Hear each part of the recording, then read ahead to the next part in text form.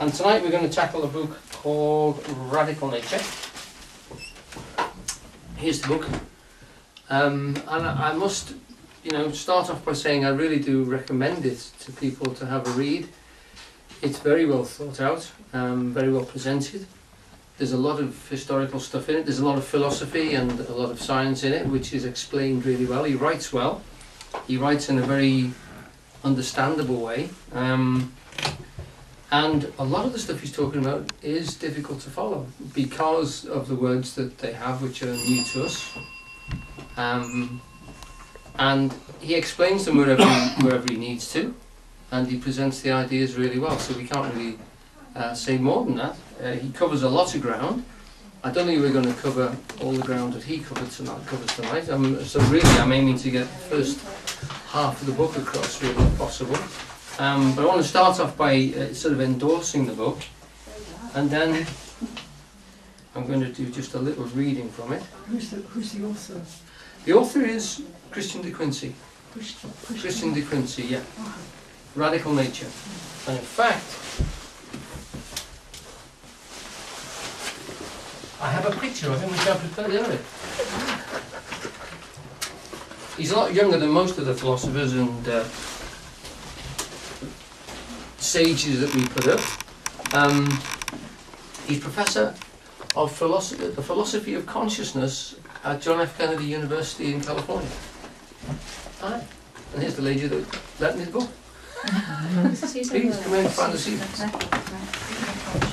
And the book is actually one of three that the other two, Radical Knowing and Radical Science, you might make talks out of in their own right.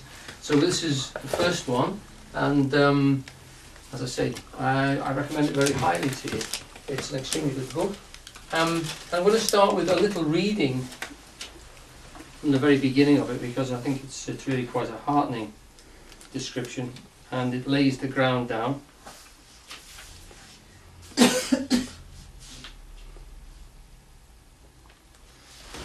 It's just about the paradox of consciousness.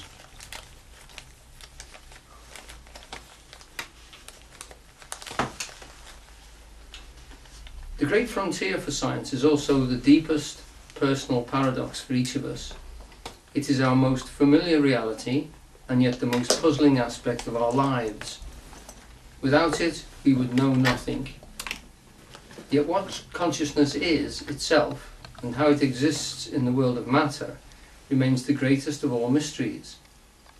How did consciousness come to light up the cosmos, making it possible for creatures like us to know so much about the world and our place in it, and to recognize how much we have yet to learn? Can we say how our bodies tingle with feelings, how our brains sparkle with thoughts and ideas, and how our hearts are moved by meanings and values? Can we explain why we can choose to ask such questions and pursue our purposes with such passion?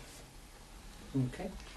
So what he's laying out there is that the consciousness paradox, and it is a paradox, and hopefully it'll come out in the talk, is of the very nature of who we are, the very notion of the fact that we're aware of anything, the nature of what we think, what we feel, how we process information, the very being of ourselves is the root of this particular quality. And I'm going to start with a little meditational exercise, if you'll bear with me, because I want you to do this, and we'll come back to this, I hope, later on in the talk. I'm just going to hit a little gong. But if you would you just close your eyes for a second? Just let yourself relax, because I want you to focus on the sound. It's just my nearest thing to a gong.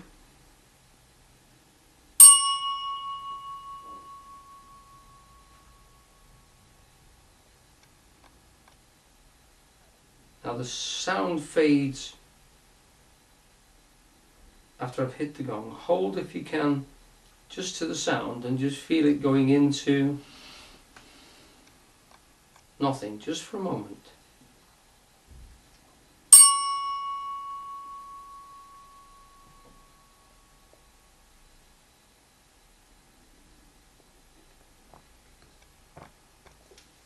And one last time.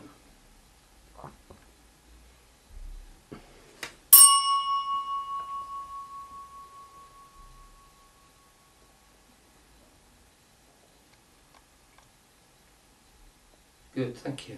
Okay.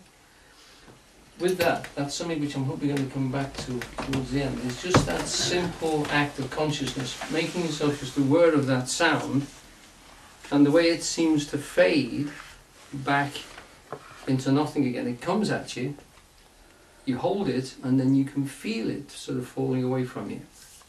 Now that's something which is often done at the beginning of a meditation session, certainly in a lot of Buddhist retreats.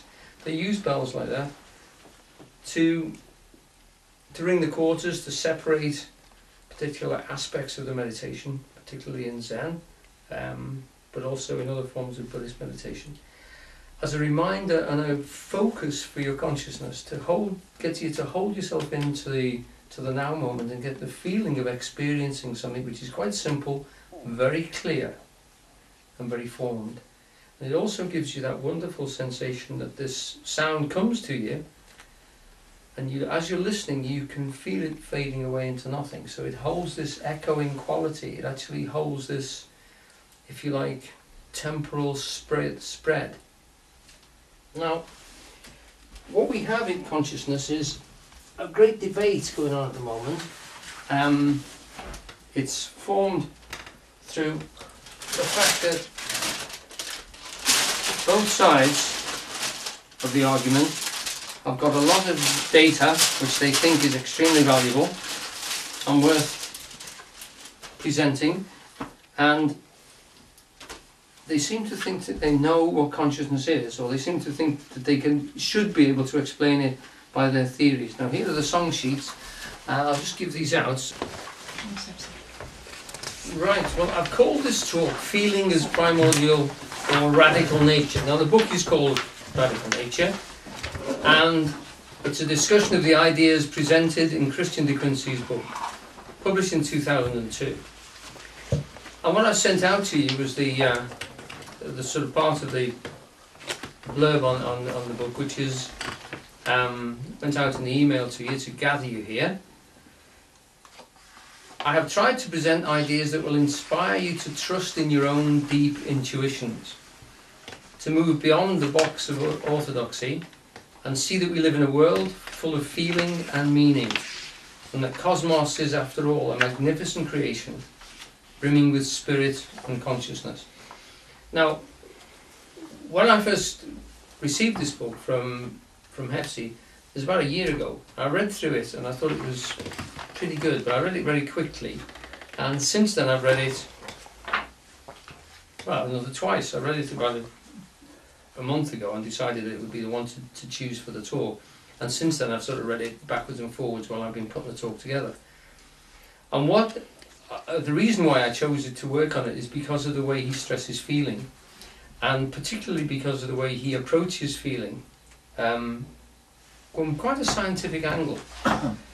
Feeling, as you know, this group is dedicated to the work of Eugene Halliday. That's my raison d'etre, is to work from Eugene's stuff, and to see his ideas in context. And it was extremely easy with this because de Quincey's ideas run parallel all the time, and what is fascinating for me is to actually come to his reference of feeling, and for him to keep stressing that it is one of the basic facts. It is actually sentiency. Now, although I was told this by Eugene many times, it didn't sink in for an awful long time. I mean, it didn't sink in for an awful long time. So you're hearing it and you're nodding it and you're thinking to yourself, well, yeah, I understand that, but I didn't understand it at all. And I didn't involve it into my meditative work, and I didn't involve it into my yoga work very much at all. And yet the man couldn't have done any more but to keep repeating it, and it's in a heck of a lot of the lectures. So to come across this and to hear it approached from a parallel but different discipline was fascinating.